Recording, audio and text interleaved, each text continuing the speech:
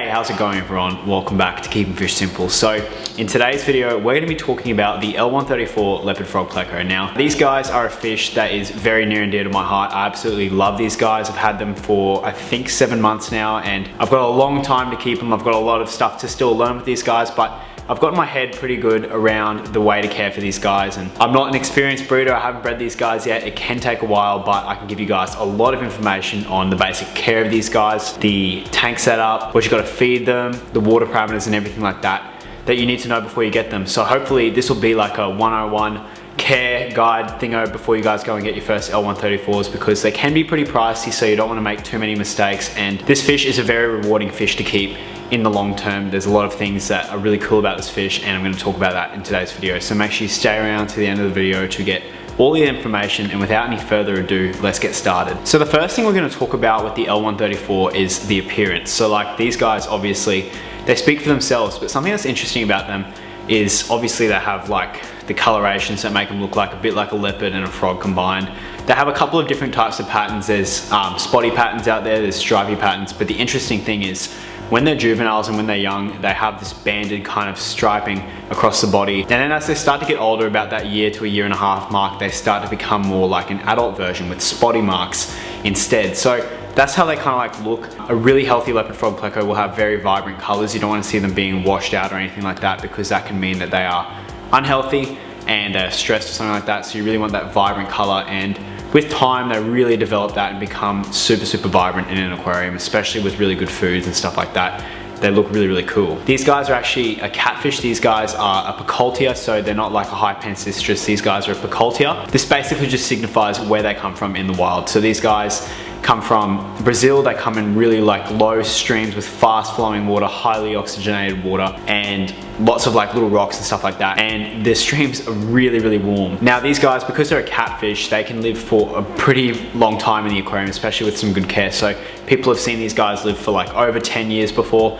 I personally obviously haven't seen them live that long, but I've definitely heard of people keeping them for a very long time in the aquarium. So with some good care, you can have a pet that's going to last you ages, unlike a guppy or something like that that lasts maybe a year to a year and a half. And with size, these guys are more on your smaller side. So these guys get to about 11 centimeters, which is like 4.5 inches. So that's like the max size. That's after a couple of years of growing up, they get to about that size, and that's basically as big as they get. So they're not huge like a big albino sailfin or something like that. These guys are very small, which is really nice because you can keep them in quite a small aquarium, which brings me to my next point, which is the tank size for these guys. So I'd recommend normally a 20 gallon to a 30 gallon, even bigger maybe for some adults, but definitely when you get those juveniles, you want to keep them in a relatively smaller aquarium, maybe with a couple of like dither fish up above, so some neon tetras or something like that. Put them in there. You want like 5 or 6 of them in a little colony, and they'll go really well in like a 20 gallon tank.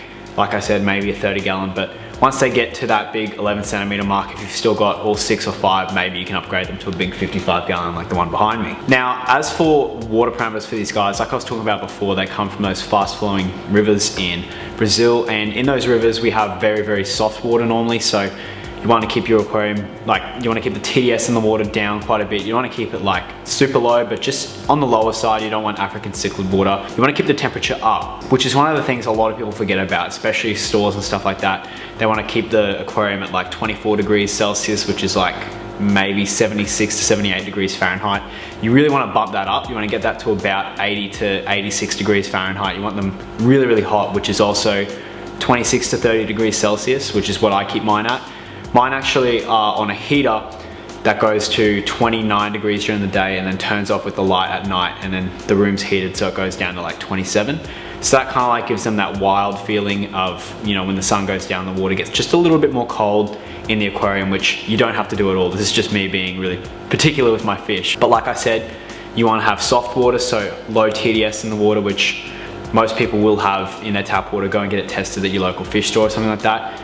And you want to have that water really high. Now, as for pH, you want to keep that pH on the lower side. You don't want to go over 7.5, but 7.5 down to 6 is pretty good for these guys. They like that, a little bit of tannin and acid in the water. Now, as for tank setup for these guys love caves. Now, they're like any other pleco, like a bristlenose or something like that. They do absolutely love caves. So normally what I would recommend is in each aquarium, I'd keep like a cave per pleco, or like, you'll notice what's gonna happen is when they go into their tank, they're gonna start to pick off areas. So you'll have like one choose a certain area and, you know, nudge like its friends and try and keep them away from that area, and they'll like pick a cave and stick to it for a very, very long time. So you want to provide lots of little hiding spots for these guys. Personally, in my ideal aquarium for these guys, some sand on the bottom is really good, some really fine sand that you've washed before you put into the aquarium.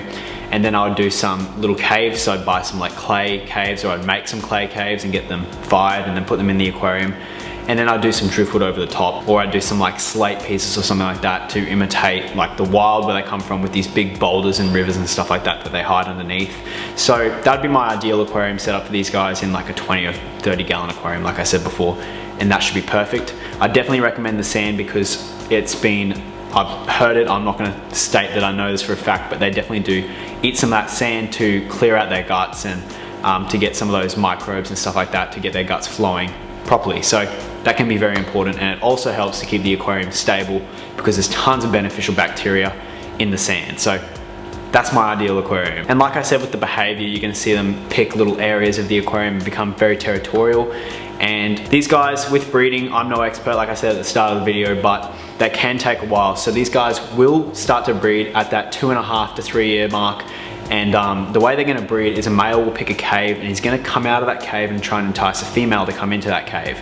Now the female's gonna come in, he's gonna trap her in there. This can become a moment where the aquarium can become very aggressive, and these guys can become a little bit aggressive and excited. And what's gonna happen is he'll trap that female in there until she lays eggs. If she doesn't lay eggs, he can sometimes kill her, which can be very sad. And that's about all the aggression they'll show to each other. That can be lethal. But he'll trap her in there, she'll lay the eggs, he'll let her out, and then he'll take care of those eggs until they hatch, and then he lets them out of the cave. But like I said, they will pick little areas in the aquarium, and they're not gonna be aggressive to any fish at all. No neon tetras will get eaten or anything like that. They're very peaceful fish. They really only show aggression towards each other, which is most of the time just trying to find a bit of territory, like an angelfish would or something like that. And then my last thing I'm going to say about these guys, which I believe is very, very important if you're trying to breed them, or if you're trying to make them feel really comfortable, is ditherfish. I'm breeding up a ton of ditherfish in my brand new fish room. If you guys want to check it out, there's like a link above. But ditherfish are really, really important for a lot of plecos because they come from areas like the river, like I said before, where they're the bottom dwelling fish. Now these guys are used to seeing little tetras, like thousands of tetras swimming above them, and like lots of little schooling fish and stuff like that, because that means that there's no predators around, because there's heaps of fish around, none of the little tiny fish are getting eaten or anything like that. So that means it's safe. But when those fish aren't around, it normally means that there's a predator in the area. So what happens is, if we have them in our aquarium and they don't have any ditherfish above them or fish swimming above them, they naturally think that there's predators around, and they don't become comfortable and they don't come out or anything like that. So I highly recommend some ditherfish. I'd recommend something like neon tetras or little like rasboras or anything like that that's got the same water conditions as these guys. And the last thing I'm going to talk about is the diet with these guys. So these guys are Picoltia, which means they are omnivorous. So these guys aren't like your Hypancistris, where they'll only be like carnivorous and only eat like a little bit of veg. These guys like a 50-50 balance, so lots of greens, and they also don't mind some like mysis shrimp. They love bloodworms, and they love rapashi and stuff like that. So when you get them, if you get them as juveniles, I would highly recommend feeding little small foods, because otherwise they can trap the food inside of their mouth. Because a thing that people don't know about plecos is they have hooks inside of their throat. So if they swallow something, they can't actually spit that back out. So a lot of people actually lose plecos early on in the piece, and I've been actually victim to this before. I've lost one of my early, like in my colony of leopard frog plecos, I bought 9. I lost one right at the start because I was feeding bloodworms, and some of the bigger fish could get them down, but one of the little fish choked on a bloodworm and that was game over. So at the start, when you first get these guys, feed them lots of zucchini, some green beans. Mine absolutely love green beans, some rapashi super green, some rapashi grub pie they also like a lot.